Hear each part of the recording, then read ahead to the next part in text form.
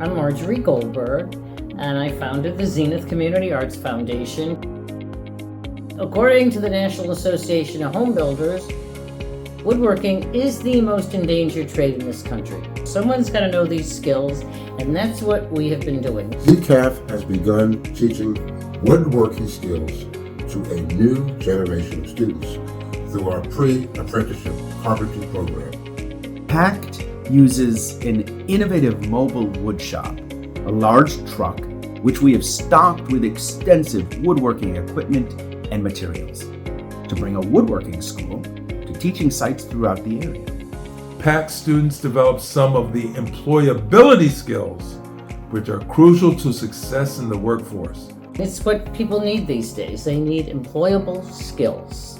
This Giving Tuesday, we are asking for your help to continue empowering the next generation of carpenters in Washington, D.C. As a not-for-profit organization, every dollar Zenith Community Arts Foundation receives goes directly towards supporting our programs, whose costs include materials and tools for students, salaries for our qualified instructors, and maintenance of our mobile woodshop. Zenith Community Arts Foundation is focused, first and foremost, on community.